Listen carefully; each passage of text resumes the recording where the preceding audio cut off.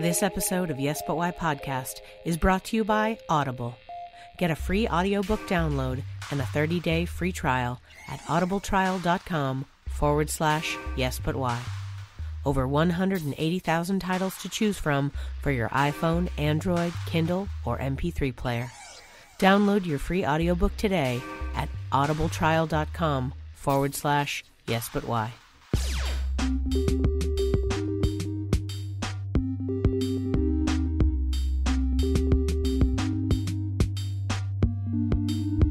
I'm Amy Jordan, and this is Yes But Why podcast.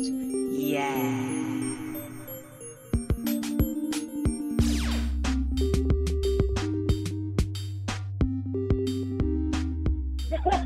I remember.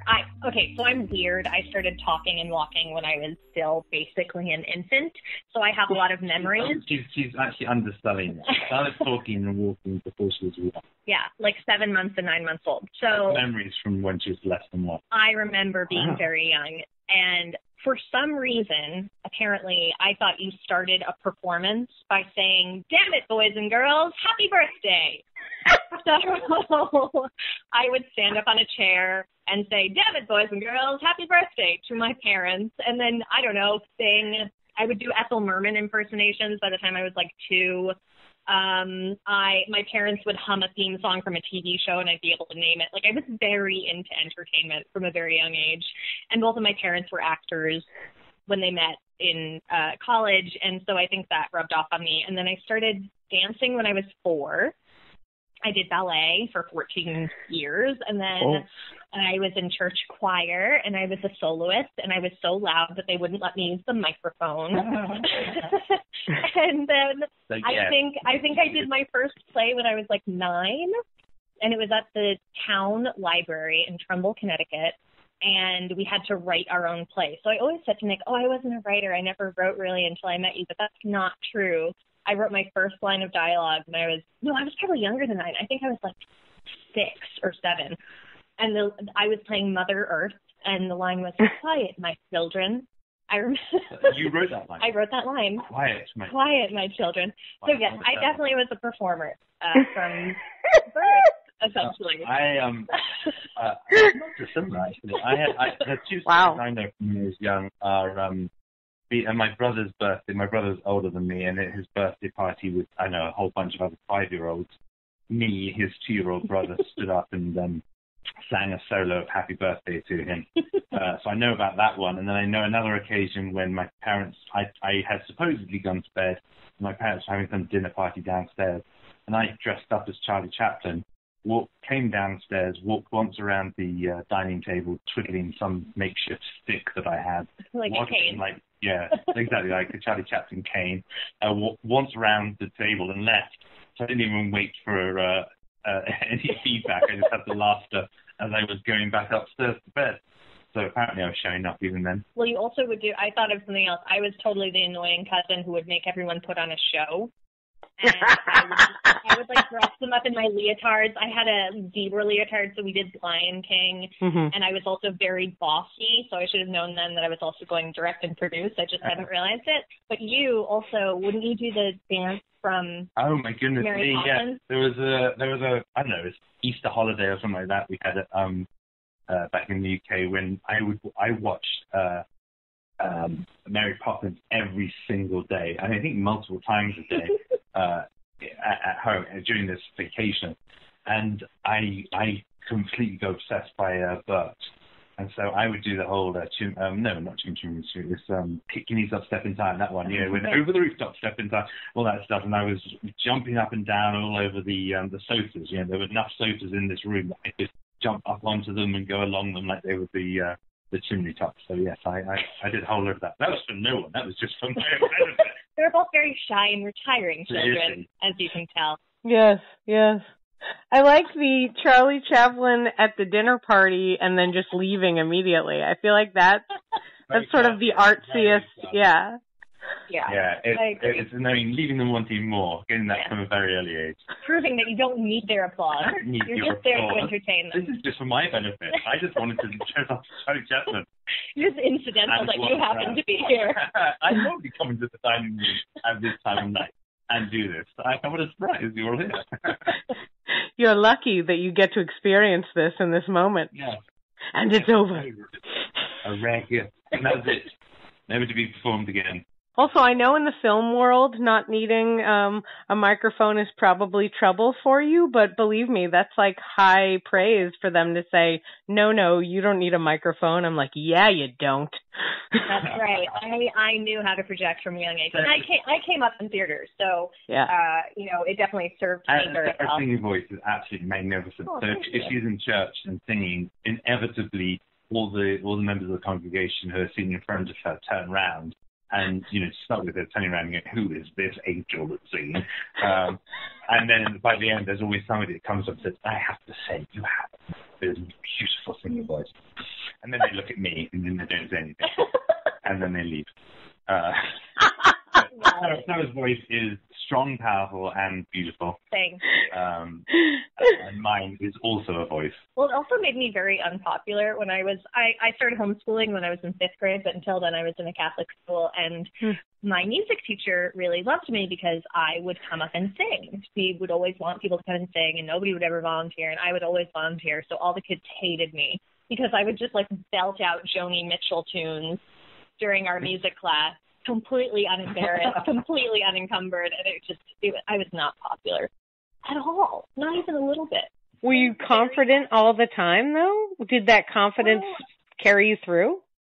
It's such a weird thing because I think I am weirdly confident if I know the thing that I'm being confident about is right and just and good. So it's well, I think expression and entertainment and art is really valid, and I always valued it as a kid. So I thought I was just sharing this gift that God had given me and that I had inherited from my parents, and everybody else was too shy, so I'll do it. That's fine. But it was never about I'm amazing. I don't have that kind of confidence. But confidence doesn't have to be cockiness. It doesn't have to be I'm the best. By the way, I don't know if you guys heard, I'm amazing. Write it down. Tweet it immediately. Confidence was my dad's number one lesson. He was always harping on that all the time. He was be confident. Confidence will get you through anything. If you are confident, people will give you the world. Confidence will help you no matter what's going on. And I was just no problem. And it never occurred to me until years later how much it did help. I just thought, I just thought I was me. So I was when I want something, I'm hi, I would like that. And when people are rude to me, I'm don't be rude to me. And and it's fine. I don't know what the problem is. Turns out, it doesn't work that way for everyone. I want you to just be myself and stand up for what was right. And I really took that to heart. But in my adult years, I sort of had to relearn that, I think, a little bit. And one of my favorite quotes is, God grant me the confidence of a mediocre white man. And I try to remind myself of that. If I see a posting for someone looking for a woman who does this thing and that thing, and I will recommend other women that I know, but I'll also be you know what? I'm going to recommend myself because I'm good at those things too. And I sort of had to relearn how to do that as an adult because the world will try to stamp that confidence out of you. I think specifically as a woman, but in general. Yeah. I think the whole world's trying to do that for sure. As you get older, you know more, but then you're also so many more things could hurt me. And that's my voice, not yours. And, It's a relatable voice. Thanks. But you know what I mean? It's definitely something that happens as you get older. You get a little bit more nervous because you've definitely witnessed terrible things happening. And you're that's not just a TV show. That's real life. I think you do reach a point, and I think it's a different point for everybody, where you just stop giving AF, and you're you know what? I don't care if people are going to not like what I have to say or think I'm dumb or whatever. Life is too short to not be myself or talk about what I think is important or do what I love doing. And I think I've reached that point. I reached that point several years ago. Yeah.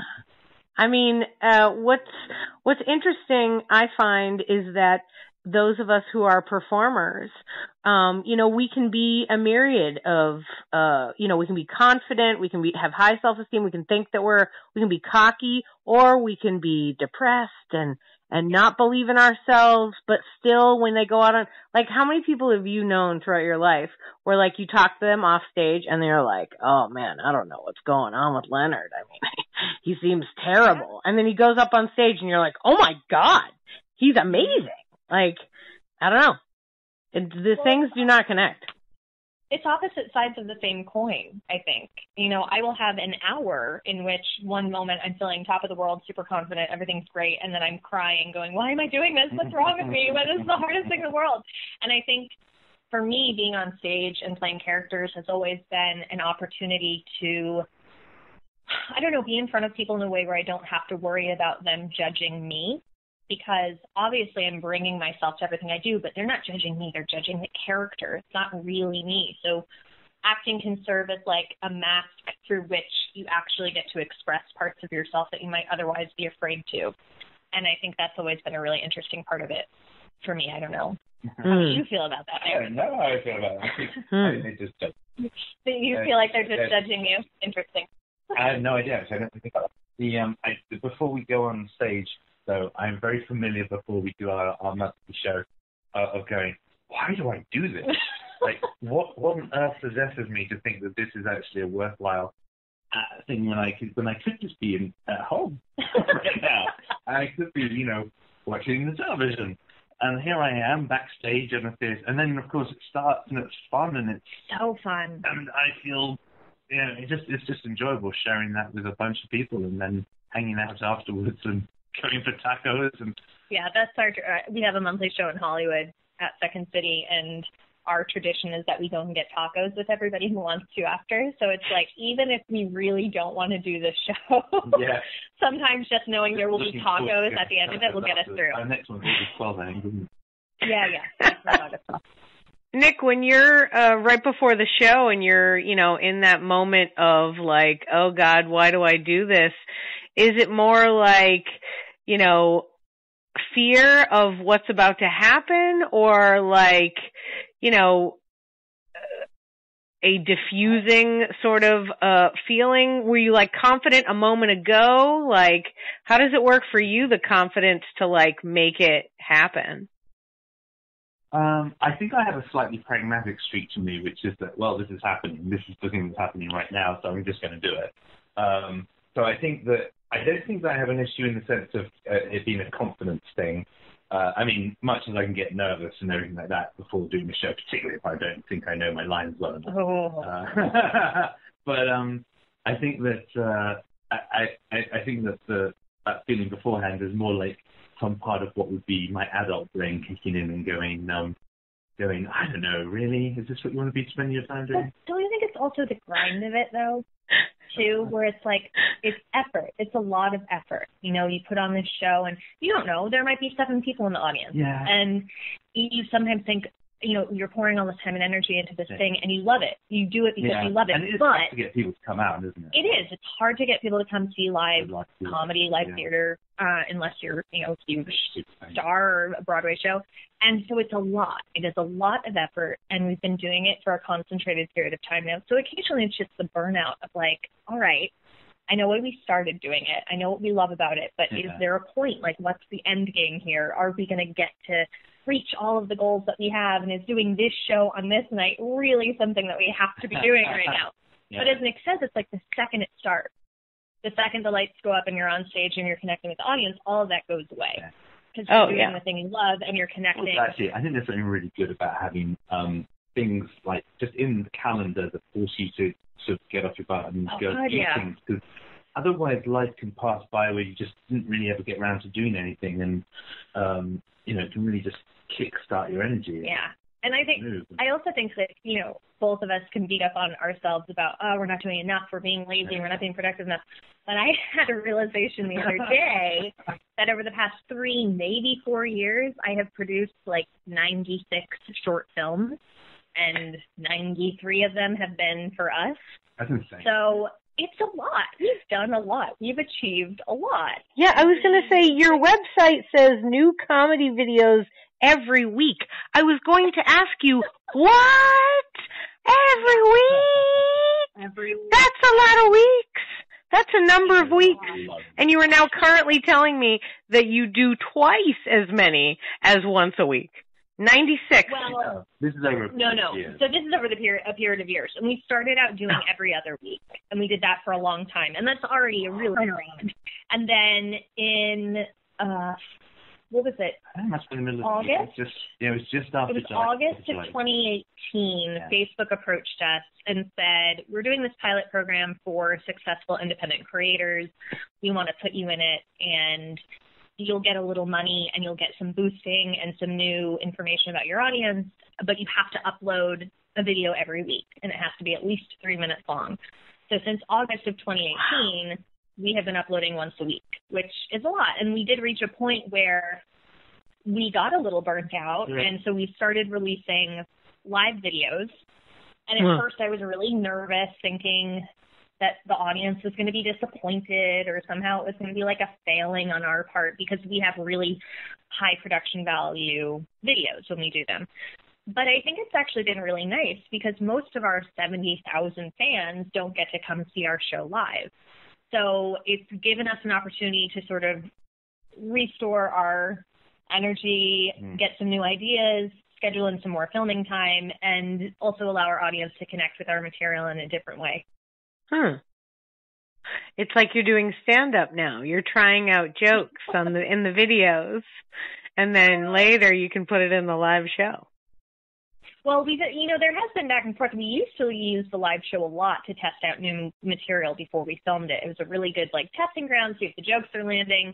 And in theory, that's what we do, in quotation marks, but we don't anymore. A lot of the time we're writing a sketch 12 hours before we film it, or it's a sketch that doesn't really work on stage, so we have to just trust that it's going to work on film. And I think we have a pretty good track record of it. So I don't know. It's a different experience. Even the same sketch filmed is a very different sketch live. And so it's kind of nice to watch that.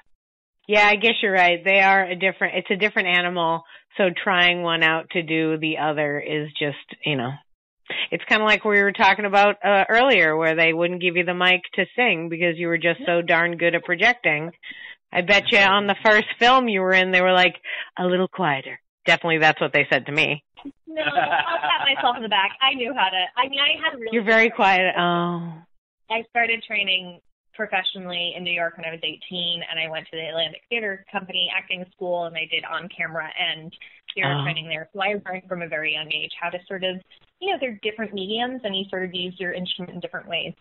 Yeah. I learned at drama school that they were distinct media, and right. and it seemed a bit weird and a bit scary to shift into film to start with. And I remember, I think actually it was when we first filmed our website. It was the first time that I remember looking at footage of myself and going, I don't suck.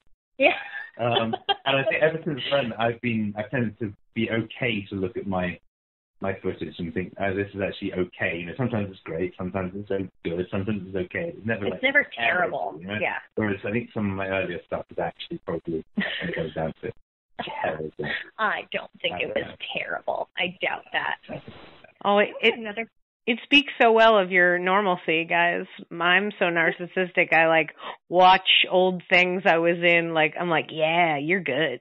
Look at that. I love that. I think it's great. I also was thinking back to when I was doing theater. I actually, the bulk of my theater experience before I was in my late teens was I did Shakespeare with a homeschool Shakespeare group, but also I trained with this adult acting class at the American Shakespeare Festival Theater in Stratford, Connecticut, which just burned down. It was very sad. But I had a really great director who allowed me to be very natural as an actor.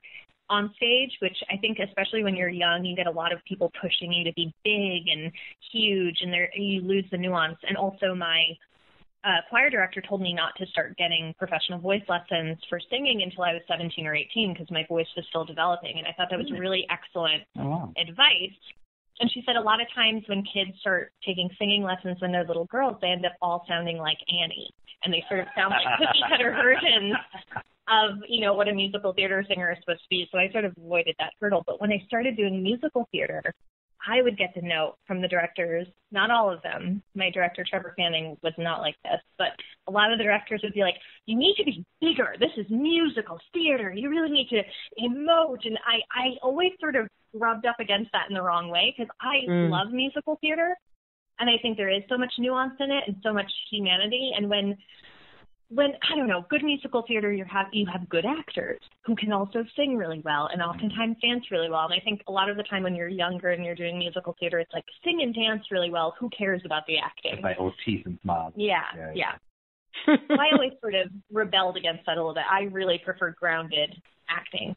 Well, we have the situation now because we put out all these videos and we don't edit them ourselves. We bring in people to edit them for us, but it's always done remotely. So they'll do a rough cut, and then we sit and we're watching the rough cut, and we're giving very, very detailed notes.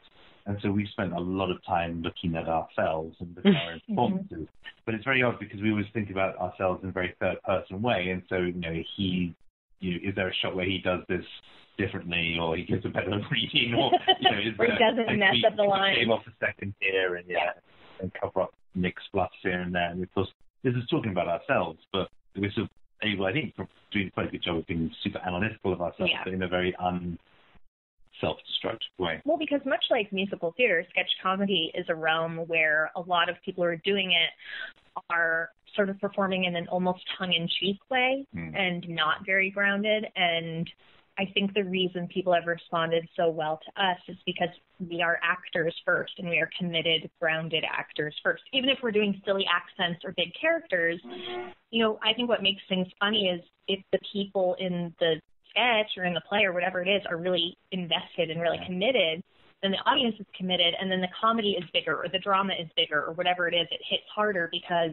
it matters to the people who you're watching. I think In good musical theatre, you've got the song actually tells a story, develops the character, moves things along, gets to know the person a bit better, and so it's much more grounded in the real person. Well, and the theory is supposed to be the music comes in because the emotion is so big that speech can't paint it anymore. It's so important that this song is the only way to express it. And you can only get there convincingly if the actor playing that part is really committed to what they're going through before the song happens. Yeah, have you ever done musical improv? Oh, yeah. Musical improv is the crack cocaine improv. It's like mixing both of these things that we're talking about, right? And I think you're totally right that most musical directors, and certainly in the high school realm, people have a tendency to kind of like brush off the talent of the kids. Like, I teach a kids comedy camp, and they're in high school, and I'm always like, okay, what do you want to do? What matters to you? Let's put this up on stage. Because most of the rest of the time, they're being handed roles or jokes from, oh my God, there was this one thing. They gave them this, like, these songs from this musical. The musical was written, it's got to have been in the 70s. Okay? None of them were alive in the 70s. And the jokes are making fun of things before the 70s. They're like, can you believe this? And I was like, okay, guys. I'd be like, I'd talk to my 20 kids and I'd be like, who knows who Carol Channing is? No one? Cool. Awesome. This is going to go so well, this joke that we've been handed. So, you know, I understand, like, in the world of musicals, not only are they, like, not giving kids the benefit, you know, maybe you were the best. I'm sure there was a lot of people who were, like, not great. So, you know, what are you going to do? But I love the idea of what you're just saying, which is that the person in the musical has to be having an emotional situation happen in their life such that they're like, there's no other way for me to express this other than to sing. And I remember when I took musical improv and, like, did that for a while, we were always talking about that. We were like, you just really have to get into the emotional place right away. And as a teen, I could see that being, be louder, have more emotion, as opposed to like, let's have a discussion about what's actually happening and be like, I can see how you could get upset about that. Cool. Act upset about that. Like, and to be fair, like public education and arts programs in general are usually wildly underfunded, and these people are trying to pull a miracle out of nothing, out of thin air with like pennies to their name. So I'm not hating on musical theater directors in high school. I'm just saying that I mean, there is a tendency to sort of not dive into the depth of what a musical theater performer can be. Well, I mean, I did private school musical theater, which is probably better funded, and yet it was still, 60 of us on stage, and they're like just trying to keep us herded in one area. Over here, okay, all right. Well, that's why I wanted to say my name, Tucker Chase and Trevor Fanning, because they were people from my youth who directed children's and teen theater and really invested in it and really believed in the child actors and explored interesting themes and did readings of the Laramie Project and all this stuff. It was really different. It was a really different experience than when I went and did the summer teen musical in my town, which was also super fun and great, but it wasn't that meaty, rich experience. And I think that's what gave me the love to do this for the rest of my life and really drove me forward, because I saw what it could be at such a young age. Yeah. But it sounds like you were both deeply invested from the very beginning in doing this. Nick, you went to school for theater as well. Is correct? How did that? You mentioned earlier that they taught you well the difference between on-stage theater and film. I'm gonna be honest, I've talked to a lot of people who went to a lot of schools that didn't teach the distinction. Tell me more about the school that you went to, how it went. I'm saying they taught it very badly. This idea somehow, I think the theater education for a long time, I don't think this is true, but for a long time in the UK, was very much, designed for theatre and theatre roles, with the idea, I suppose, that theatre actors find roles on television and films, maybe to pay the bills or whatever it is, but with the idea, I guess, there's probably some sort of higher up on what... Well, to be fair, actors are treated not like the scum of the earth in the UK. They're treated theater is an actual valid career path, I feel, which is not so much the case in the U.S. Yeah. I think, people want to be movie stars in the U.S., but the idea of theater as a valid career path for people, where they're not don't do theater, go get an education. It's funny. It makes me think of what Nick said earlier about right before you're going to get on stage, that there's a part of your brain that second guesses this choice because the whole world is second guessing this choice all the time. People are always like, what do you mean? So what do you do? I'm like, I teach theater. And they're like, oh, in a high school? I'm like, no, around, to people who, at 5 or 6 different schools, to whoever, if you want me, I'll go teach it to you right now. What do you want? I'm not, and they're like, what's that? How's that a career? Right? And in fact, I almost appreciate that we're having this discussion, because this is kind of, in my mind, one of the reasons why I did this podcast. I taught people improv. I've been teaching improv for 10 years. And one of the biggest questions I get from people is what do I do with this? Thanks for this information. It was great. But where do I take this knowledge now? And so I was like, where do you take this knowledge? And me and my drama degree were yeah, what do you do? And so I started interviewing people, starting with, Austin-based improvisers, of course, but, leading to what are other jobs that you can have? And I've just talked to lots of different people that do lots of different kinds of, performance. I mean, even you guys, this is sustainable for you guys, is it not? I mean, this is what you guys are doing. You're touring with this. This is real. And to a certain extent, somehow could be considered, quote, more real than some of the other things. You know, some of the people I know are like, yeah, I have a Friday night show at this thing, but I don't get paid, or nobody knows who I am. And so people feel like there's this hierarchy. In my mind, there isn't. If you're doing it, no matter whether anyone knows you or whether it's on, you're famous or it's on television or someone can find it on YouTube, it's still awesome because you're doing it. Oh, hell yeah. You're doing it. But I have to say, like, I'm glad we're talking about this too, because I think transparency is something that is really lacking in our industry, whatever that industry is, the entertainment industry. And large. It is not sustainable for our lives to do what we're doing right now. Like, we do not earn even most of our income or even half of our income doing, you know, theater, and comedy. The sheer investment of what we do, we're probably at a loss. Yeah, but we're lucky that Nick has a good and flexible day job. He is a tutor. He teaches all of his clients online, so he can do it from wherever. Awesome. And for a long time, I was a nanny, and then I was a party princess, which was super fun, actually. Is that like at Disney? Not at Disney, no, but I would go around to little children's parties, and I would dress as every princess imaginable, including Ariel and the Finn and Shell Bra, and I would sing songs and tell stories and twist balloon animals and paint faces, and it was amazing. But I was really good at fielding their difficult questions because of improv and because of all of my acting. You know, if they would say, how can you look different than in the cartoon?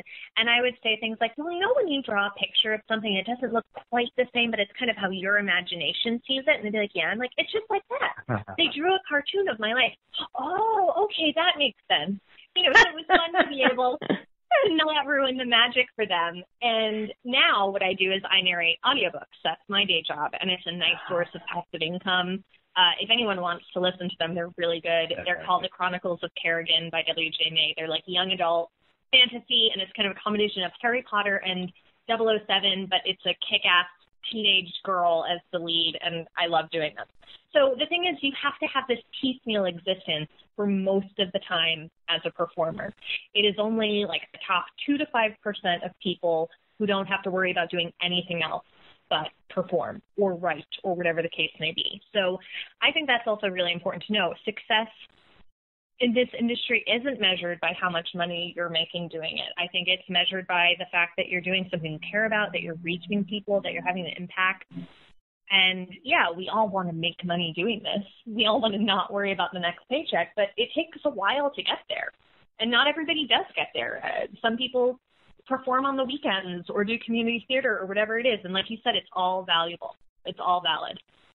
Yeah, it's just good that you're putting it out there in the same way that, like, you know, even the theater teachers in the you know, school districts that are strapped for cash that like are trying their best to make everybody care about Romeo and Juliet for the millionth time. Like it matters. It matters that they're doing that because, you know, people need it. People need the stories. They need things to come out.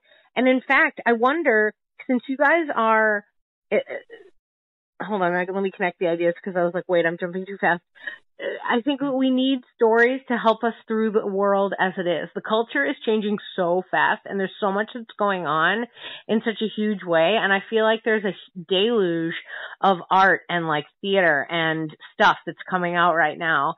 And I feel like because of the internet, it's like relevant to the minute. You know what I mean? Like you get a video on your phone and you're all like, didn't this thing just happen 5 minutes ago? How are these 3 guys in full costume doing it already? Like, you know, it's a wild and insane kind of thing. And you guys are doing these videos once a week. Are you being affected by the world around you and communicating, you know, what's going on in the world through the comedy that you're writing?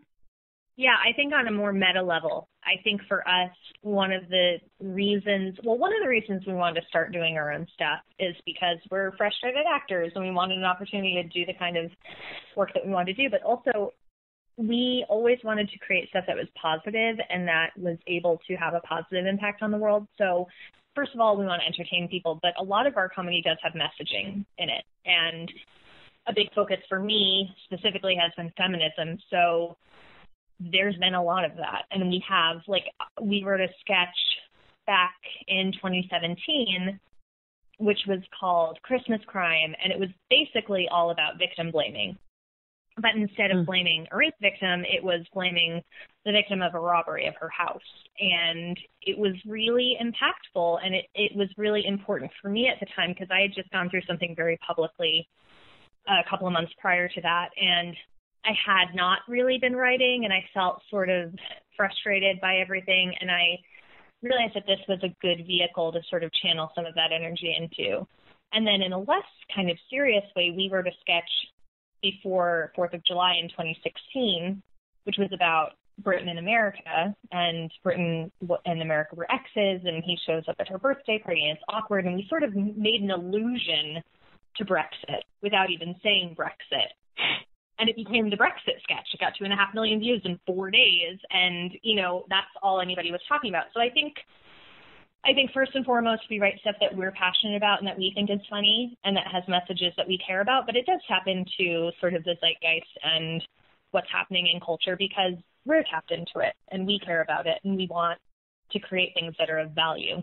I think something you said there, which was about the power of story, and it's something we've become more and more aware of, which is that we are in Hollywood. There have been a lot of issues in Hollywood, but they're only representative of issues that are generally extant in the world. The thing is that Hollywood tells the stories, and Hollywood is the one that starts to shape what we think. And Sarah particularly has been a huge advocate of telling fresh stories, which are more representative. Yeah, I mean, I've been saying this in the press for almost 2 years now, is that, we create culture. Advertising and entertainment are what create the culture that we live in, and we have the power to change that culture by the stories we tell. And I believe very, very passionately in that, and so does Nick. And so it's nice that we're able to, in our very small way, in our relatively small platform, sort of hopefully add to that. We are both white people who are straight, so the diversity is not great when we're just on screen together. Yeah. But at least we can try to tell stories that matter and that uplift voices that aren't always heard. And, when we do cast actors outside of ourselves, we try to be as cognizant of being as diverse and welcoming as possible because it's not good out there right now for a lot of people. And we aren't lawmakers, we aren't policymakers, so we can have the impact we have by the stories we tell. And I think, Sarah, as we just said, Sarah cottoned onto this first, and sort of informed our direction, and certainly made me more aware of it as time has gone on.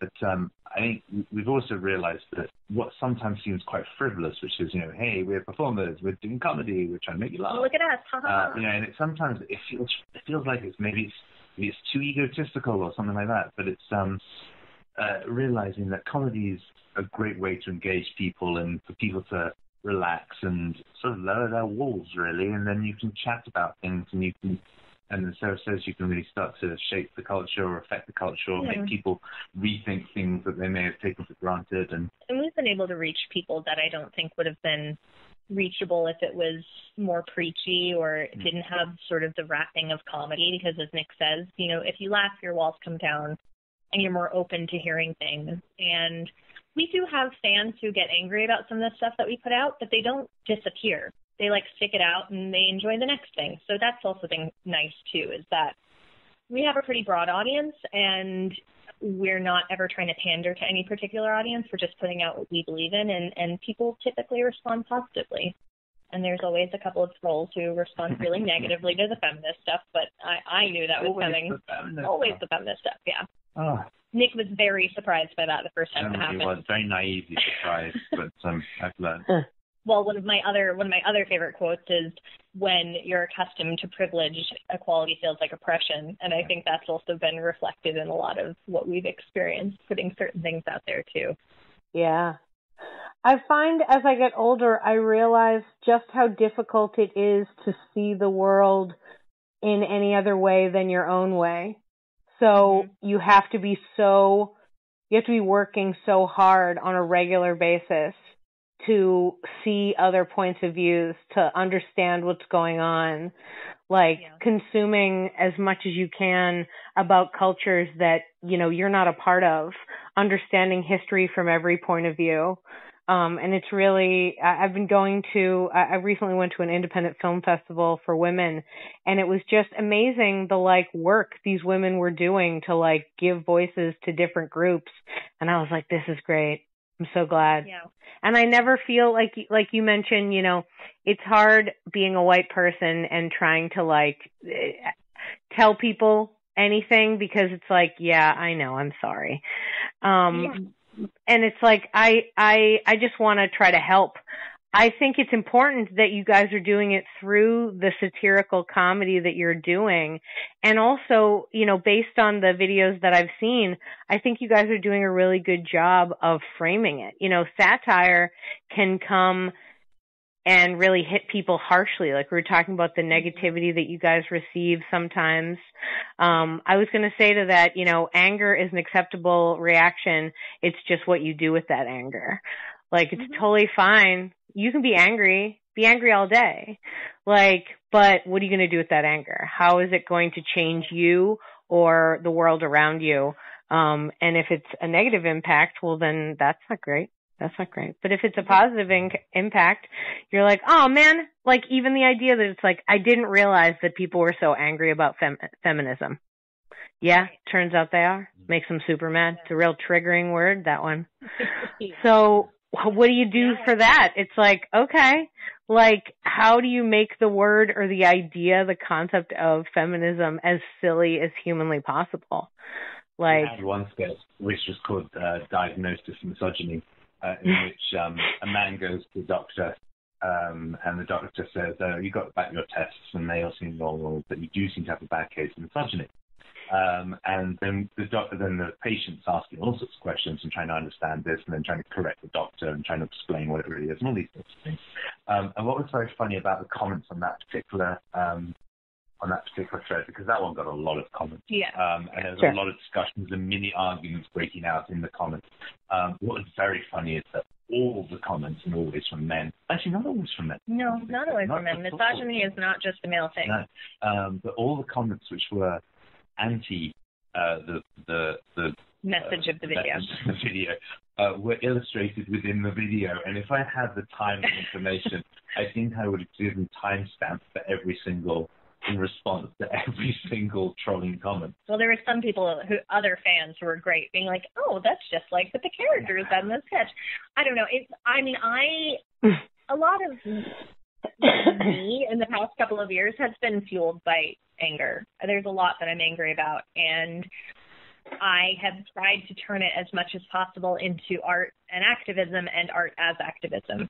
And I think that is something that's really productive. And that's the thing, too, is like, I don't want my anger to create negativity. So the art we create is not, I think, for the most part, heavy, or, you know, we always say we'll never do a Trump sketch. Like, that's just not our style. So we might talk about ideas around what's going on in the administration and how that's sort of illustrated in larger terms or really small personal terms, but we won't, you know, Nick's not going to dress up as Donald Trump, and I'm not going to dress up as Melania. It's just not what we do. Can I tell you guys a funny story about somebody thinking a sketch was a Donald Trump sketch? Yes, please. So you're right that, you know, it can feel like a low blow both to use the character and to even like discuss like what's happening. It's like, this is a third beat to begin with. What am I supposed to do with this? Like, I actually told when I started writing, I was like, I was teaching a class like right when the election happened, and I was like, we're in a third beat world now. Your third beats mean nothing. Make them crazier.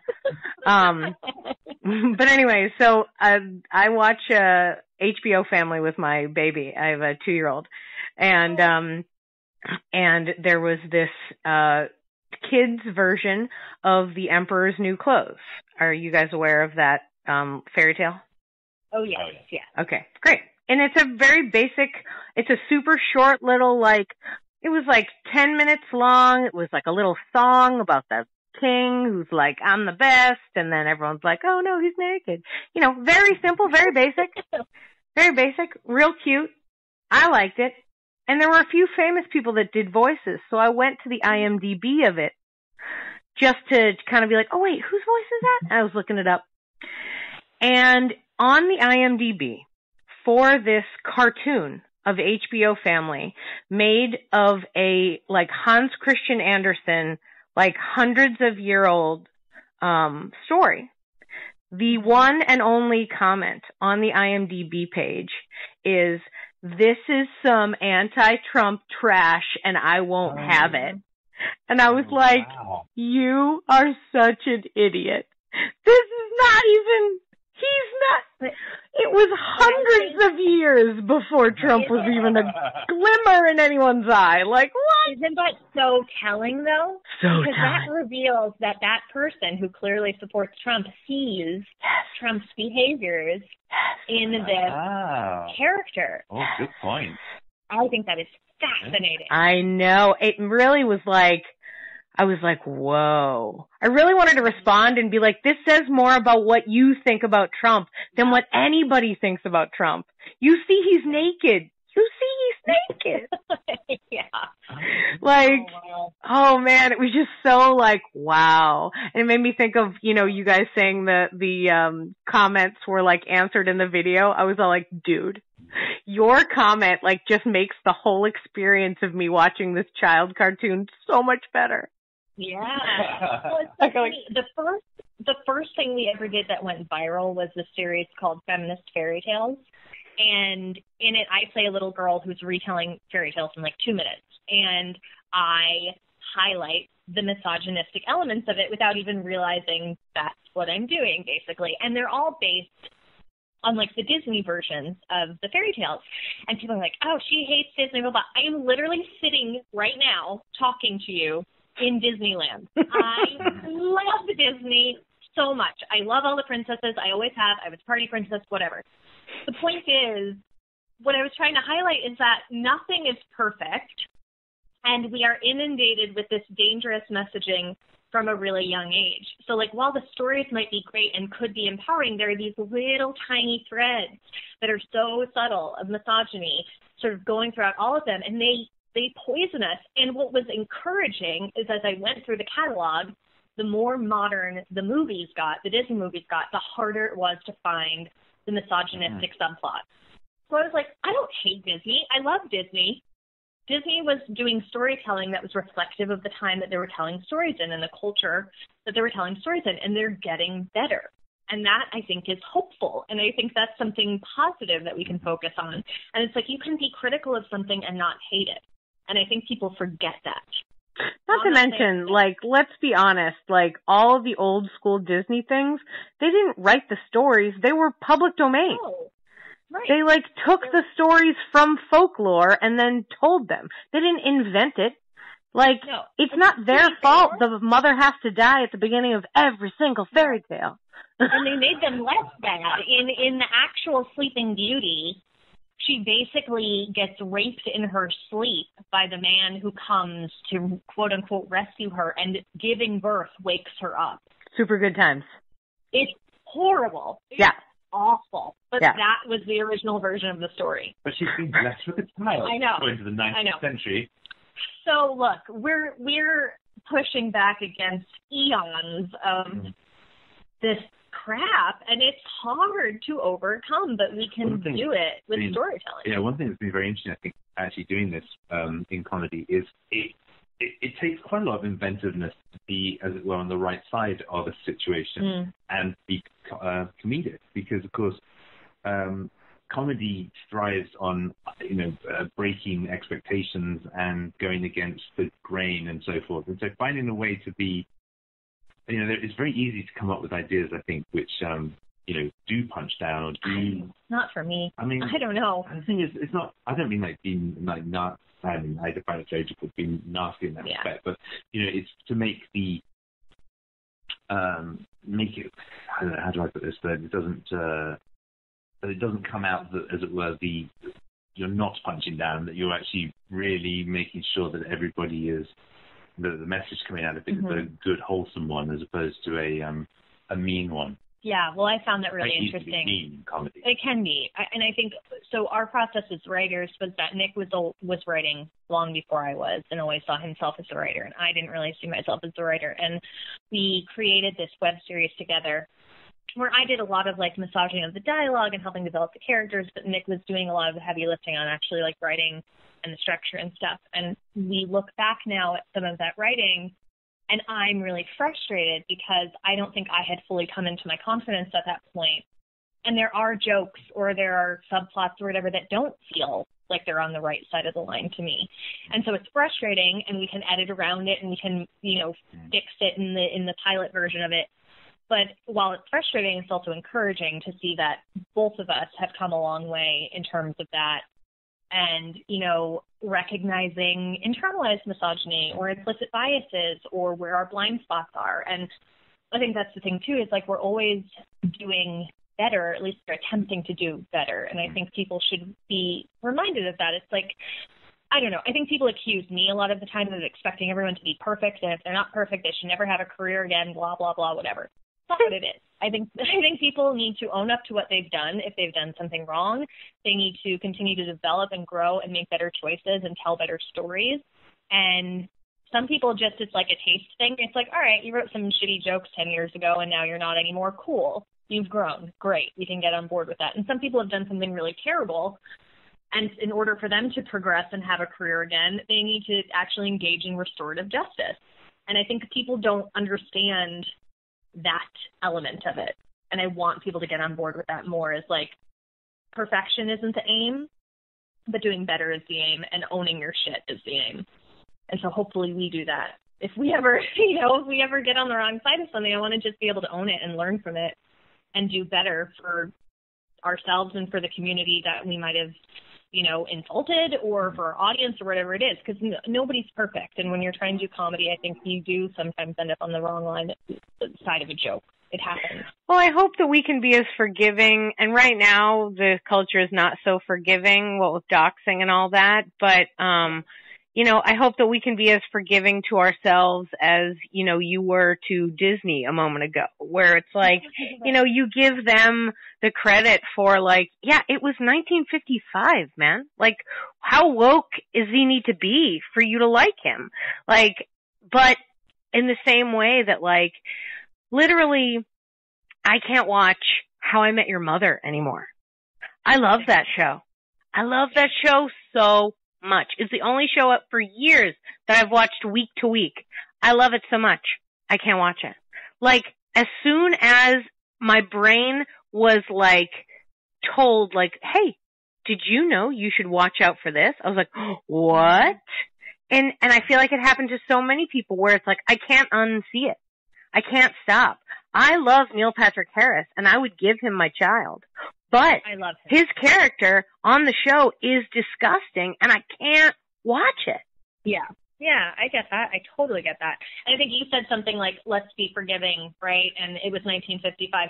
I think that's true, but I also think there's a limit to that, right? Oh, yeah, definitely. 1955, so we're all telling stories. Like, you can't be like, well, yeah, he raped her, but it was 1955. That was just the time and the place. You know what I mean? Oh, no, I meant like artistically. Yeah, artistically. And I think the thing is now we are having these conversations in public.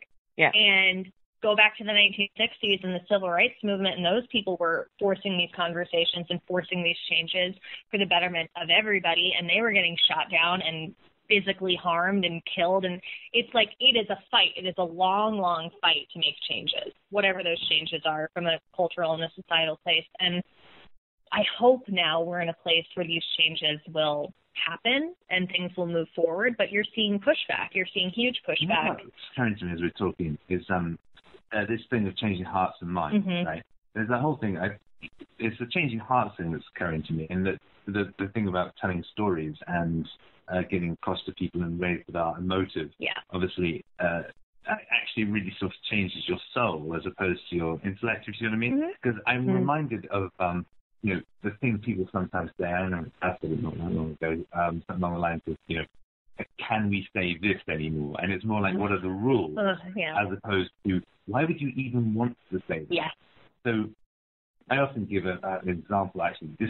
honestly, I give this example for teaching maths to my pupils when I'm talking about the difference between rules and just pure comprehension of the facts. But it's true here as well, which is that if you think about something like the Ten Commandments and the commandment, thou shalt not steal, you don't want to have the situation where people only don't steal because they're going, oh, hang on, wait, that rule. Do you remember that rule? What's that rule? Oh, yeah, the one you don't steal. You want people to wake up in the morning knowing full well they're not going to steal, because why would you want to steal? You don't need the commandment because it's so clearly true. Yeah. And I think we're kind of on that transition where we may have reached minds. We actually have to get people's hearts to go, oh, actually, yeah, I don't want to be like that. Yeah, I think there's two things. It's like people are either going to do something or not do something for two reasons. One, because of the impact it's going to have on them, or two, because they realize the human impact it's going to have on another human being. And I think that if you can't make them understand how it's going to impact them, you have to get to them somehow and get to their heart and get them to realize that it's hurting other people or it's helping other people or whatever the case may be. Because we all walk around with this sense of fear, I think. And I think fear is what keeps people separate, and fear is what keeps people fighting each other, and fear is what keeps people hating each other. And so if we can reach a point of understanding and empathy, then I think that's how we really reach people. And it's going to sound really worthy and like we're patting ourselves on the back, but I think comedy can help do that. I think performance can help do that. I think art and writing and creativity can help do that in a way that a news story might not, or an article might not. I mean, if it's really well crafted, it can, but it's story, it's humanity, it's just connecting to that human piece. When you guys write, do you ever think about connecting to the people that disagree with you, like in a way that like with some of the things that you're writing, are you trying to find a way to reach, hearts and minds of the people that disagree with you and try to convince them in a different way? Yeah, I think for me, like the Christmas crime thing was very much that. Awesome. It was taking the idea of victim blaming, blaming victims of sexual violence, which is a very heated topic and makes people want to pull away from it or fight against it or go, oh, you stupid feminazis, whatever they want to say. And instead take the ideas and the concepts and the emotional consequences of that and put it onto a different crime so that it is more palatable to people who would normally put up their walls. Mm-hmm. Because that's the thing, like preaching to the choir is all well and good, but it's not really going to change anything. Mm. So I think you have to find ways around that. You have to find ways in. And we also do a lot of history comedy. And I think this wasn't like designed. We're both history nerds, so that's why we wanted to do history comedy. But I think doing the history comedy is actually an interesting way in to people who might be more conservative or see themselves as patriots or whatever. Because, look, I love America. I consider myself a patriot. I love history. I think it's flawed and complicated, but I'm really invested in it. So I think we opened up our audience we opened up our material to a different audience because we were doing this stuff about history, and because people who had an appreciation for history sometimes also might be on the more conservative end of things. And so they've been exposed to things through our comedy that maybe they would have been more resistant to if it was coming from a different source. So we don't want to be polarizing in what we create, but we also won't temper our message so we don't polarize people, but we want to be open to people. We want people of all sort of walks of life to be able to enjoy what we do and hopefully get something more than just a laugh out of it. Yeah, I think we're very consciously trying to make it so that people can all gather, I think, I think so what I'm trying to say is I think somebody else made the point that art is something that we can all experience together, and it can be a very healing and inclusive and a very healing and inclusive place where the people from all sides of the spectrum of all sides of different spectrums can be experiencing the same thing and feel emotion and feel connection with their fellow human beings, which is a very powerful thing and a very important thing. There's a contrast to the separation and the fear that Sarah mentioned. So I think we're consciously attempting to do that while at the same time not stifle ourselves, which exactly can be quite a tricky thing, I suppose, at times. Yeah, I mean, it's important. We're artists. We are seeking, connecting with the audience, but it can be tough when you have a lesson in your hand. I don't know about you guys, but when I was a kid, I was, overtaken by the after-school special. All of the after-school specials that they played that were very didactic. Also, I'm realizing I'm from Boston, and I think this was only at commercials in the area, but there was a church, the Latter-day Saints, that were putting on commercials that were like life lessons as well. Like it'd be like, you know, a kid would go to take a lie or tell a lie, and then like a bunch of people with like webs would show up, and they'd talk about how like you weave a web of lies, and I was like, wow. Like a dance number to convince this kid not to lie. A vague memory of that. I grew up in Connecticut, so I'm wondering if I might have also gotten those. Yeah. Yeah, I mean, I think the thing is, like, look, it's not like every time we sit down to write, we're like, let's write a message. We write stupid stuff about spies who gossip a lot or, you know, whatever. Or a mobster trying to get a mortgage. Yeah, so a lot of it is very silly. Oh, you're doing it every week, of course. Jeez. Can't all be saving the world. Sometimes it's just little things, like maybe flipping who plays what character based on gender and what people would expect, or, you know, just being aware of the world that we're in and the impact we have. So making the choices we can to make sure that we're not adding to any of the negativity that's in the world. Yeah, that's very true. I think, to your point, it has to be entertainment first, and any messaging or whatever, that needs to be a very subtle undercurrent, because if something's didactic, then it's a pretty surefire way to make people turn off. So we're getting close to the end. I want to ask you guys one more question before we say goodbye. You have been traveling and touring. Have there been any fun road stories or any wild happenings while you were in a different country, or, you know, doing a festival that maybe didn't speak your language? Anything interesting happen along the way?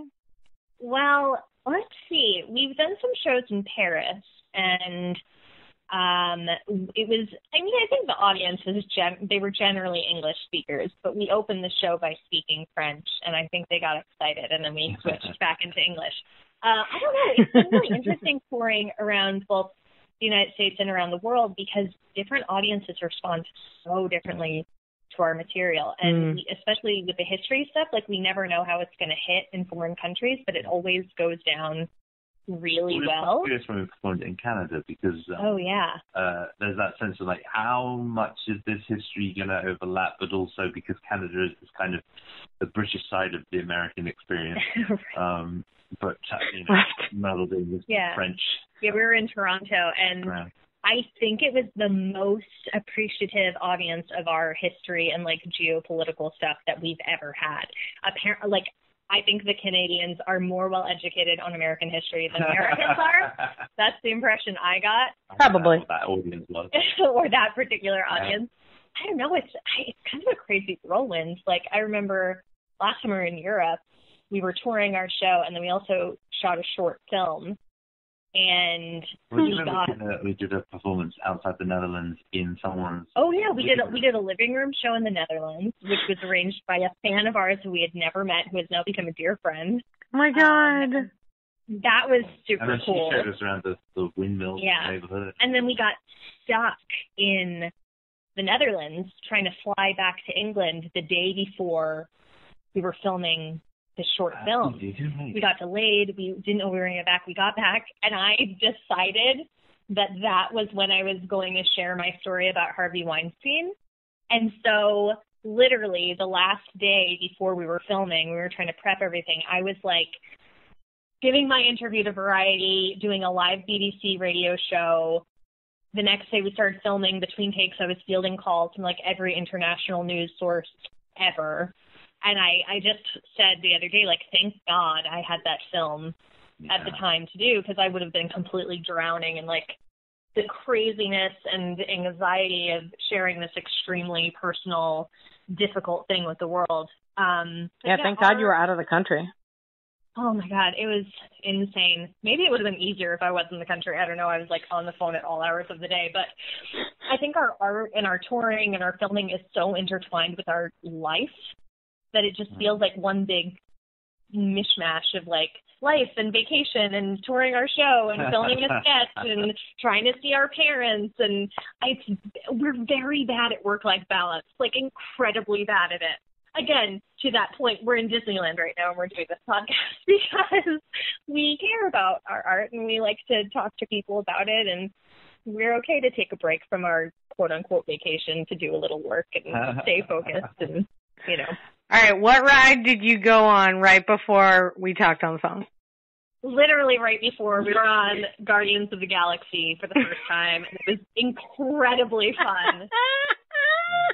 We were in line, and I was saying to Sarah, I think we might have to leave the line because we won't get through. And I was like, nuh-uh, trust me, I know how these lines work. And sure enough, perfect timing. Just in time. I was kind of afraid I wouldn't have a voice for the podcast because I was screaming so much on the ride. It was super fun. I'm glad it's all good, but, like, it would have been hilarious if you're like, hey, by the way, just got off a roller coaster, doing this sort of emotional roller coaster discussion, let's do it. Yeah. Oh, my God. Exactly. So funny. Seriously, we have a very strange life. Oh, super weird. Incredibly weird, but I don't think we'd have it any other way. At our wedding, Nick said that one lifetime with me was like 9 lifetimes with someone else. And that was right at the very beginning. You didn't even know what you were getting yourself into then. No, I really underestimated. She's a Highlander. She's never going away. Like, it's gonna be crazy. That would make sense. People are very confused that my face hasn't aged since I was 18. So maybe I'm not a vampire, maybe I'm a Highlander. Maybe that's what it is. It is. Oh, that's nice. That's nice. The first ages, and everyone else has grown up around her. She stays frozen in time. Very cute. Well, and Nick is older than me and also went prematurely gray, so he always says that he ages like a normal person and I don't. So as the years go by, he just looks creepier and creepier being married to me. So, sorry, babe. That's so true. It's so true that it's I don't know. Because I don't think of myself as being old. And you're not old. Well, there you go. You see, that's why I don't think of myself as being old. Why would you say that? Why would you say that? I'm not cute. You're a very young-looking person I'm speaking on the phone with. My voice is extremely young. So young. Who's this baby I'm talking to? He is very eloquent. He's not at all. This is amazing. Guys, British toddlers are so smart. It's amazing. I rely on people thinking that. I think it's like what you were saying earlier on about Brits having this. Oh no, Sarah was saying about Brits having this actually kind of appreciation of actors. I think America has an appreciation of British actors. I think that's what it really is. Oh, okay. So when we first moved to LA, we met with this casting director, and they're like, "You're going to do great because you're from New York, and he trained in New York, and he's from England, and he trained in England." So it's like already the industry looks at New York actors as like real actors, and then you find an English actor, and you're like, "Oh, it's like you're descended from Shakespeare." Yeah, exactly. Mm-hmm. It's like if you come from New York, then somehow that means that you're that you value your craft and that you've really taken time to study everything. If you come from England, it's just in your life. That seems to be the impression on the West Coast, and it's like, oh, thank you very much. You haven't even seen us act at this point. Casting director we've only just met, but you somehow already seem to think that we are. She literally is. She's like, I already know you're good. I mean, you're not wrong, but okay. Let's go with that. Let's go with that. So. You're like, watch another video, just one more. Just please, give me a real opinion. Tell me I'm kind of all right. Tell me. Oh, man. It's so hard when they make you feel like they're blowing smoke. You're like, could you make me feel? I know you are, but could you do the acting now? And be like, oh, I found a gem from nowhere. Like, I don't know. Yeah. Or like just kind of insult me a little bit. So I know that. I just came from New York. This is how we speak with love. Yeah, it's funny how that is. Like, I lived in New York for 5 years, and the work that I did there, which is probably the least important work that I did in my whole life, people are always like, oh, well, that's amazing. And I'm like, really? Really? That's the thing you love? You think that's super great? I've done 150 shows since then, but that's great? Okay. Yeah. Well, you're smart. Cool. You moved to Austin, which has like good weather. Just like we moved to LA, which has good weather. And I think that's a huge part of being happy. Well, it's not just that. This town has so much theater, like that we were talking earlier about like live theater versus film. There's like a tiny touch of film, tiniest little touch, more a few years ago, but there have been tax changes. So not so much anymore, but a ton, so much live theater. So for me, that being my bread and butter, I love it. I think it's great. I will never tire. I will never take all the classes there are to take. I will never act in every theater there is to act in. There are just so many places to go that it's great. So no matter what sort of like change I decide, like it's like, now I'm going to do this. I can do it. It's just here and I need to find the new group. So yeah, Austin's pretty great. I associate Austin with just being permanently having a festival. Yeah. So if it's finish one festival, you go straight into the next festival. I imagine there are more festival days than non-festival days in Austin. It's true. It's true. We call March through August festival season. Wow. Yeah. Festival of festivals. Every single weekend there's a different, everybody's celebrating of absolutely everything that happens in this town. Yeah, and the street closures, oh my God. I tell you what, January 1st, the scramble for permits is insane. Really? It's crazy. Yeah, because the bigger festivals buy them up early, and then the later festivals don't realize, and then they're like, oh no, we can only have 6 food vendors on the street because, you know, they bought 150 for this other one, and, you know, whatever. Because there's just so much. It's like I walk down I go downtown. That's where my main theater is. My main theater is Fallout Theater. If you ever come to town, please come to Fallout Theater.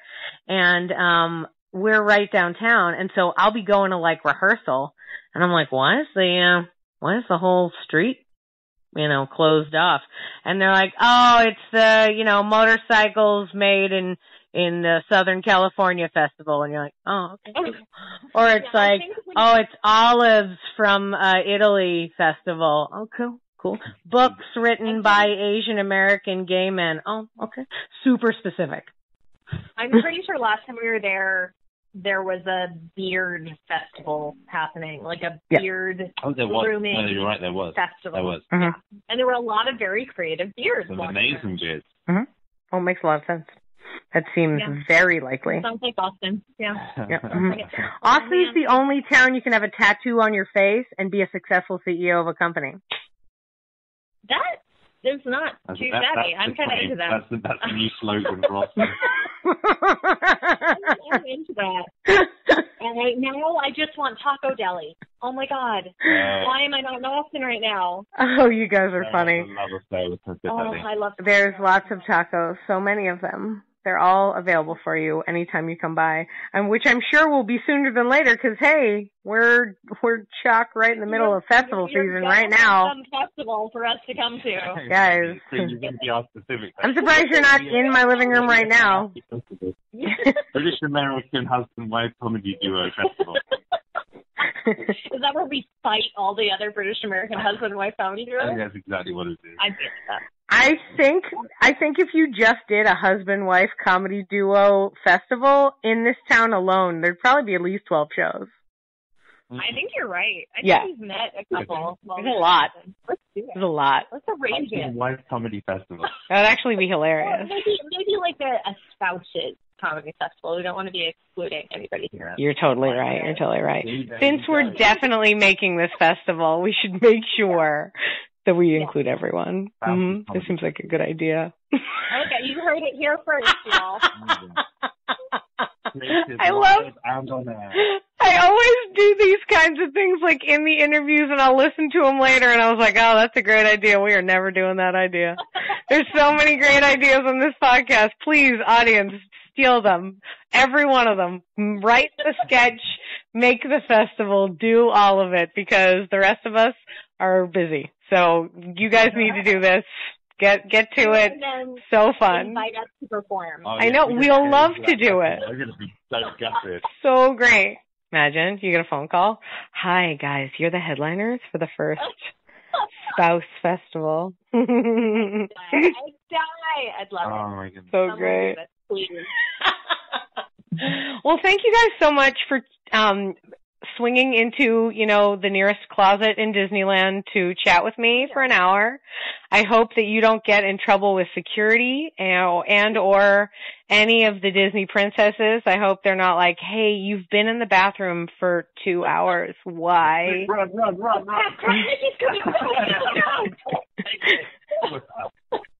I'm just saying, if you go to Disney jail, that's your next video. I'm just saying. Oh, yeah. Oh, for sure. Well, thank you for having us on. It has been a delight. Good. Thank you so much for sharing everything. And I feel like we've had such a great conversation, about having this as a career, what you can do, the efforts, that you can make to change the world, and, even the ups and downs of, how much this career can take from you. Can you make all your money with it? Do you really have to for it to be complete and in your heart? These are the great things that we got to talk about, and I'm so glad that I got to share them with you. Thank you so much to the wonderful sketch troupe, We Are Thomasse. Thank you so much. Did I pronounce that right? Thank you. Yeah, you did. Yeah. It was on bated breath, and you got it right. Thank you very much. I did my research to make sure that I did it right. So, Good. Thanks, guys. Have a wonderful time. Enjoy the next roller coaster. Oh, we will. Thank you very much. Bye. Bye.